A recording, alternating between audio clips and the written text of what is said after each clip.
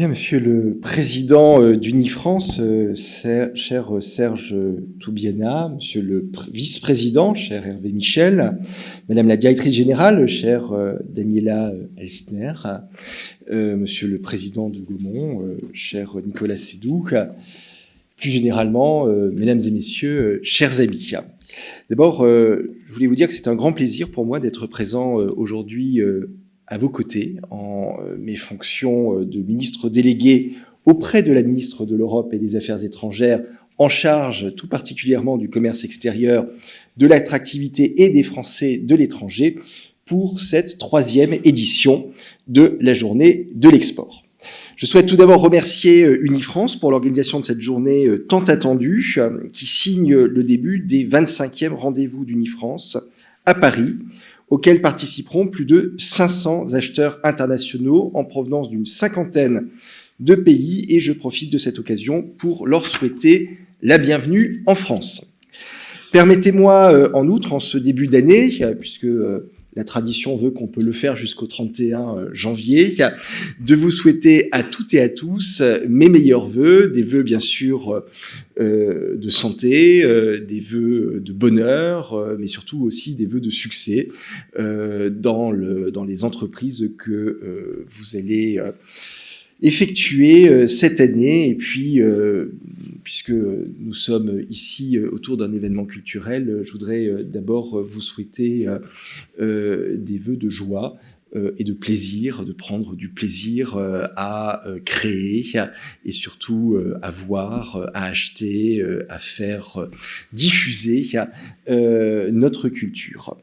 Je souhaite également saluer tous les professionnels du cinéma et de l'audiovisuel réunis dans cette salle, dont la mobilisation au quotidien permet à notre création dans toute sa diversité de voyager à l'international et de rencontrer de nouveaux publics. Vous êtes un maillon essentiel de la filière des industries culturelles et créatives, qui est un atout de poids pour la France. Vos films, vos séries télévisées, vos documentaires ou vos animations donnent à voir au monde notre pays dans sa complexité, sa diversité, son inventivité, son audace. Ils permettent à la France d'exister dans les imaginaires et dans les cœurs de chacun de ses spectateurs de par le monde. Et pour tout cela, je voulais fondamentalement vous dire merci. C'est précisément pour cette raison que les industries culturelles constituent une priorité du ministère de l'Europe et des Affaires étrangères, inscrite au cœur de sa feuille de route pour les années à venir. La politique de soutien aux entreprises exportatrices est pour nous fondamentale, et elle est en réalité à un double titre. D'une part, elle participe activement à notre influence en accroissant le rayonnement économique de la France, et d'autre part, l'export permet à nos entreprises d'obtenir des retours concrets en emploi et en croissance sur notre territoire. Accompagner la projection de nos entreprises culturelles sur des marchés porteurs est aussi une ambition du plan France 2030 du gouvernement, dont l'un des axes est consacré aux industries culturelles et créatives. Faire rayonner nos créations à l'international est un savoir-faire en soi, un savoir-faire qu'Unifrance et Enseignement TVFI mettent en pratique depuis maintenant plus de 70 ans, pour amplifier la voix de leurs adhérents et rappeler aux acheteurs étrangers qu'il y a toujours un film ou un programme pour eux en France. Le dispositif inédit mis en place cette année, des French TV Screenings, permettant les présentations exclusives et émotionnalisées des contenus français, témoigne une nouvelle fois de ce savoir-faire, mais aussi de la capacité d'innover et renouveler les modalités de notre action de promotion. Ce soutien à l'export et la promotion de notre attractivité est également investi par notre réseau culturel à l'étranger, unique au monde, disposant de 67 salles de cinéma numérisées, réparties partout dans le monde. Le réseau diplomatique agit au quotidien pour promouvoir le 7e art.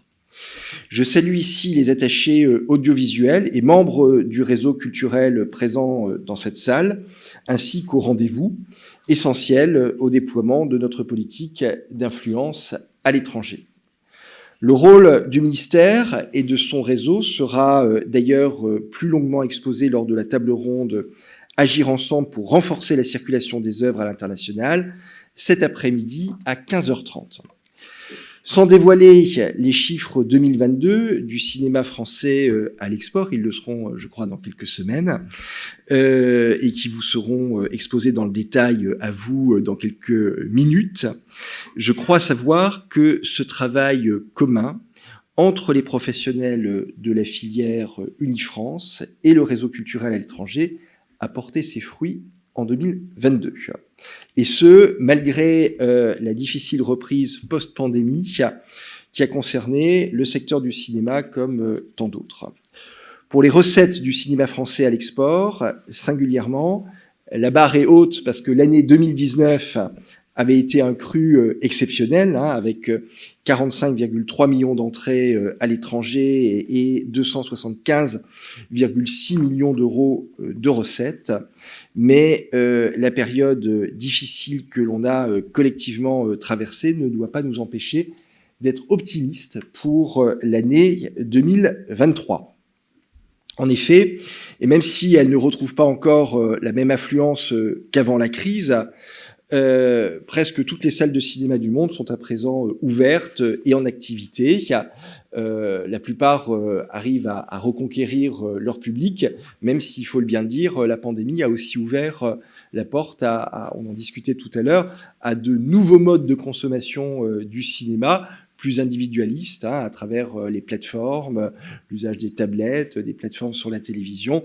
Et donc, voilà, ça porte à la fois de nouveaux modes de diffusion du cinéma, mais ça porte pour les cinémas un défi particulier pour se réinventer et reconquérir leur public. Quoi qu'il en soit, nous sommes toutes et tous, chacun dans notre rôle, plus forts qu'avant la pandémie.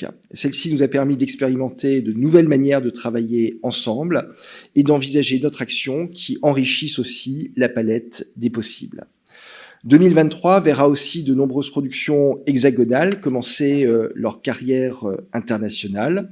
Ce nombre élevé de titres ainsi que la diversité des genres représentés permet d'aborder avec espoir l'année qui commence. Enfin, c'est peut-être ici d'ailleurs mon tropisme pour l'attractivité qui s'exprime, permettez-moi de me réjouir que la France soit aussi accueillante envers les cinémas du monde. Les nombreuses coproductions internationales dans lesquelles la France est impliquée sont une chance pour le cinéma et un atout pour notre pays. Elles font porter haut l'étendard de la diversité culturelle qui nous tient, vous le savez, particulièrement à cœur et témoignent que notre écosystème que vous représentez est l'un des plus ouverts sur le monde. Vous démontrez ainsi qu'il est possible d'avoir une cinématographie forte et puissante tout en accompagnant celle, souvent plus fragile, des autres. Cela nous inspire et nous oblige en tant que responsables politiques. Pour toutes ces raisons, je vous renouvelle mes vœux et j'espère pouvoir me réjouir avec vous l'an prochain des chiffres 2023, voilà, que l'on souhaite encore meilleurs que ceux de 2022 pour le cinéma et l'audiovisuel français. Je voulais aussi, au nom du ministère, mais aussi au nom du gouvernement, vous remercier très sincèrement, très chaleureusement pour l'ensemble de votre action, que vous soyez ici parmi les producteurs ou les diffuseurs, les promoteurs du cinéma français, ou que vous soyez ici en tant qu'acheteur international pour pouvoir faire rayonner la culture française, mais aussi les valeurs qu'elle porte et qu'elle diffuse à travers le monde. Je vous souhaite à toutes et à tous une excellente journée de travail. Je sais qu'elle est studieuse, mais dans un cadre aussi sympathique que celui-ci, je sais qu'elle sera agréable et c'est avec regret que je vous quitterai tout à l'heure pour retourner au ministère. J'essayais de négocier avec mes collaborateurs le fait de pouvoir prolonger un peu et se faire une toile, comme on dit. Voilà, on m'a dit que ce n'était pas possible et que malheureusement, mon agenda ne me le permettait pas. Croyez bien que je le regrette. J'aurais pris beaucoup de plaisir à rester avec vous. En attendant, je vous souhaite une très belle journée à toutes et à tous et encore un immense merci, voilà, pour l'ensemble de votre action. Merci.